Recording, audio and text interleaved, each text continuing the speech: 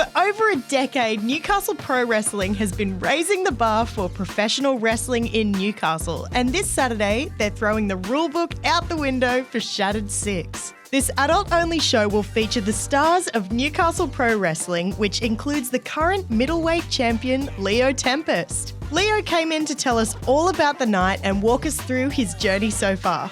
I'd love to start off by asking you about how you got into wrestling and what your journey's been like so far. Yeah. I started pro wrestling in September 2nd, 2019. I've loved it all my life as a kid, grew up with it. I was meant to do the tryout in February that year, but I just didn't feel like I was fit enough for it. Yeah, okay. So when September came around, I was like, that's it. I'm going to prepay the ticket. I'm going to buy it. I have an excuse to rock up. Yep. So at the time I lived in Port Macquarie, so I had to drive the 3 hours here and I didn't know where I was. I got lost. I got into wrong lanes, had to take different turn-offs. But when I finally got there, it was that little like, oh, do I really want to do it? Like, do I really want to go in or just drive back? But eventually pulled myself to walk in, and that's probably the scariest part that everyone goes through, is the first little initial walk into the building. Just you see all the wrestlers there, you see their faces, you see the ring. It's just this big, intense just reaction to you. But yeah, no, I tried out that day, somehow got through it. Yeah. It's very difficult. At least back then they really put us through the ring on that one. Every tryout since, we try to up it a little more. But yeah, so I tried out that day, got through, and then just kept training since. So I went through our beginner's course, which is on the floor, got through that. One of the hardest parts about that was I was probably on the lower end of the athletic side in that group. Yeah, okay. So it was just difficult to keep up with some people when it was like they could get things a bit more naturally than I could. And then here I am lacking behind on certain things. But eventually, with the training that the coaches give you and just persisting and pushing through, you eventually get it. And that's exactly what happened to me. Yeah. Just ended up getting a few of the things that I just couldn't get, pushed through, got it. And eventually, the end of January 2020, we passed our grading for that course. And then that was my first little session in the ring, and that was a whole nother task in itself. But yeah, since then it just steady pace. Some areas it's like you have your down moments where you find it too hard and you question yourself, like, is it really worth doing, or am I really good enough to do it? But then you have those good days that remind you, oh yeah, maybe I can do it, maybe I am good enough to make it through this. And then before you know it, it's been 4 or 5 months of training. Yeah. And so take us through the tryouts and also what your week looks like when you're training, because you're training 3 days a week at the moment, right? Yeah.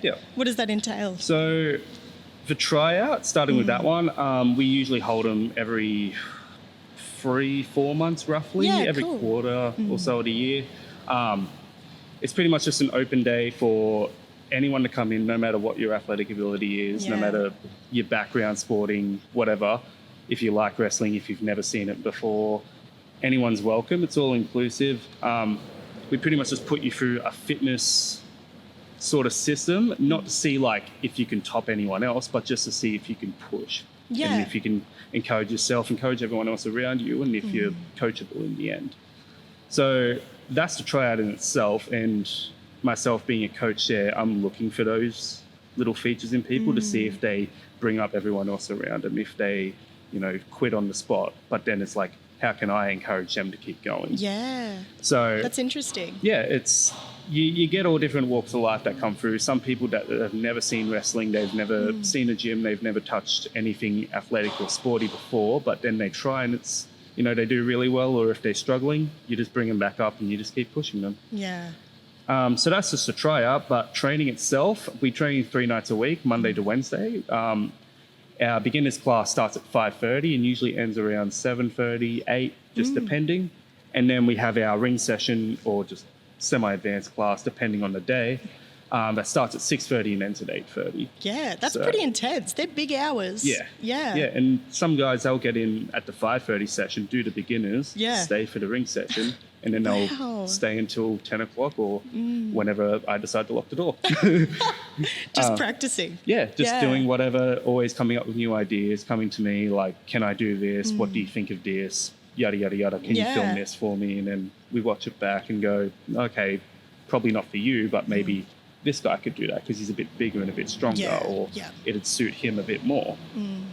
So that's pretty much just a training rundown of our center. We do just a lot of ring work. Some days we do some character stuff. We might do promo sessions where we just get in front of a mic and a camera like right now, and we're talking at it, just trying to get over that little anxiety of, oh wow, I'm in front of a camera now. Just so by the time you get on a show, or if you're already on a show, you can get more comfortable and you're not going to freeze in the moment. So that's pretty much our training schedule at the moment. We do open extra days here and there, but that's the main part of it. We have to talk about the elephant in the room, which is this huge belt. Big, heavy gold and silver. And it truly is heavy. Thing. Yeah. It's so heavy. When you gave it to me, I was shocked. Yeah, I couldn't tell you how many kilos it is, but probably enough to weigh most people down. I feel less anxious holding it because it kind of like, puts pressure where is needed. Yeah, it's like a little weighted blanket on people. Exactly. So tell me how you got this. It's for the middleweight champion, right? Yep. So the middleweight champion, we have divisions at Newcastle Pro Wrestling, middleweight being myself, and then heavyweights being the heavyweights. We also have our tag division, so they all have their own separate championships. As for me winning this, so in March at Brawl City Hall 4, I won what we have is the Invictus Gauntlet. So it's a metal gauntlet that you can win, and it pretty much guarantees a championship match in your division at any time, any place, wherever you want. Wow. Yeah. Okay. So as long as you have a referee, if the champion's just there, you got a match. So I held on to that, and then this past City Hall at Steel City Showdown, I took the opportunity and cashed in that Invictus Gauntlet on the then champion Rita Stone and won it. Wow. Yeah. Wow. So just picking my time, waiting for the right opportunity, and took it. Yeah. And so you get to decide when you actually go for the champion title. Yeah, with that gauntlet, yes. Just in general, most people will have to work for the championship or an opportunity at it, have to win a number one contenders match, so on. But if you have that Invictus Gauntlet, anytime, any place. So that's the beauty of it, is whoever the champion is, they always have to watch their back. So now, me being the champion, I have to watch my back. Yeah. Okay. And do you have any rivalries or anyone who, could be a contender to take away that champion title from you right now that you're worried about? I wouldn't say worry about, or anyone that could take the title from me, but I do have a few people that I've roughed the feathers off. Yes. One being Rita Stone, the former champion, the other being Happy Hoffman and his whole group of Matt Gage, and now being Troska and the Carney boys. And pretty much just the entire middleweight division that are working and they're pushing to get this. Absolutely. So now I have to have that target on my back, and I've got to watch my back. Yeah. And I have to watch for all of them coming after me. Yeah, so you have Shattered 6 happening this Saturday night at the Hamilton Station Hotel, and it's the last show for the year. Yeah, can you tell us about, for people who haven't been to a wrestling show before, or a match, what's it like? What can you expect? Everything, really.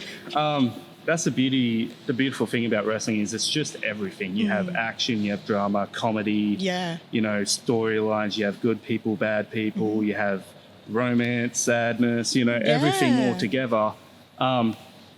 So just no matter what you're into, if you come to a wrestling show, whether you're a fan or just someone who's never heard of it, or even someone that goes, I'm not going to get into that, you will have a totally different opinion after you come to at least one of our shows. Yeah. Especially a Shattered show at the Hammer Station. They're our 18+ event. So you can expect a bit more of an edgier content, which for an adult audience is a bit more catered to. Yeah. Outside of that, we have our normal family-friendly shows at City Hall and the Free Fighting Arena.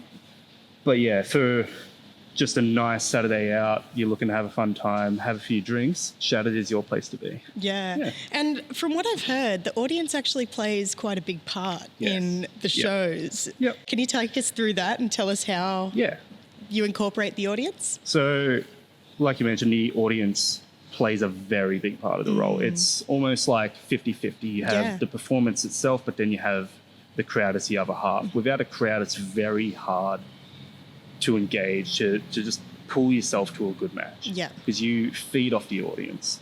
No matter what the crowd is doing, whether they're cheering for you, hating on you, they're yelling at you, they're, cheering you on, they're begging for you to get up. You feed off that emotion to pull yourself through a match, and that is why they're so important, because they're making the noise, they're setting the tone for the night.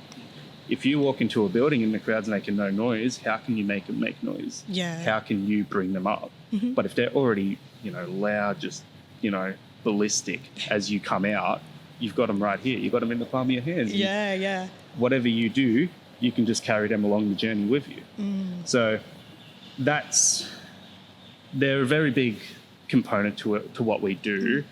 Because as we think back to, say, COVID times, when we didn't have crowds, in a lot of companies, they had to either have a limited crowd or they just had to cut it off in general. It was very hard for a lot of performers to just rally behind and just find the motivation to want to do it night in, night out, this, that, when there's no one making noise for them. There's no one, screaming their names. Yeah. Because they're at home watching, but they're not there in the moment. They're not bringing you up. So that's just the gist of why crowds are so important to us. And, no matter what the age is on our family-friendly events, at least, they could be, fresh out of the womb, or they could be, 90 years old, but chances are they're all going to have a good time. Yes. Yeah. And so you were talking about, people getting into pro wrestling before, and it sounds like it's a really inclusive environment. Can you tell me about the community and, are there any friendships that form? Yeah, a lot. So wrestling is very all-inclusive. All walks of life can come in, no matter, what your gender is, no matter what you identify as, sexuality and all that, skin color, everything in between. It's all inclusive. Everyone's welcome. And we do try and lift each other up. So no matter what you're doing, no matter what you believe in, if you're a good person, if you're here to build us up, we're going to build you up too. Yes. And it's the same with the community in general. So fans and just wrestlers alike, a lot of friendships, a lot of bonds get formed. You find the people that you click with, some people you don't click with, but you're still cool with them. You're still friendly to them. You still bring them up. You still encourage them. But for me personally, I have found too many friendships here. So what a good problem to have. It's a good problem, really. So me coming from Port Macquarie initially, before I moved to Newcastle, I came into this with no friends up here. Yeah. So I had to build all these friendships up, and now, I think back to 5-6 years ago and go, geez, I have hundreds of people that I didn't know, that I know now, that support me, that I support as well, that I'm friends with, that are friends with me, so on and so on. So yeah, that's probably one of the biggest and most beneficial things for me, at least ever since I started, was just finding all these new connections, new, friendships, so on. I met my girlfriend through wrestling, so that's a big one in itself. So yeah, it's a very big thing you find with wrestling. So whether you're just coming in or if you've been watching and supporting it for years and years and years, you'll have so many people around you that support you, want to teach you things, they want to help you learn about wrestling, so on and so on. So like you mentioned, I think before, how you haven't come to a show yet. Yes. After you come to a show, you'll find that community, and a few people, they might come up to you and go, that's this person, that's what he did last show. Yeah. They'll be talking to you, they'll be engaging with you because there's a similar interest now. So yeah, that's a very big component with just the community in general, is just the support. Yeah. Well, I have one final question for you. I'd love to know, what are you bringing to the ring this Saturday night? Well, firstly, my paintbrush, being the artist, my spangly jacket and hat, and as well just the intensity. Yeah, nice. So talking to you right now, I'm a totally different person to how I am in the ring. Once I'm in the ring, it's a totally different person. I don't hold back. No matter who you are, what size you are, whoever you are, no matter how long you've been around, what titles you're holding, I'm going to get the job done. Okay. So at the end of the day, I'm going to walk in with the championship and I'm going to walk out with it, no matter what event it is. So, How would you describe Leo Tempest?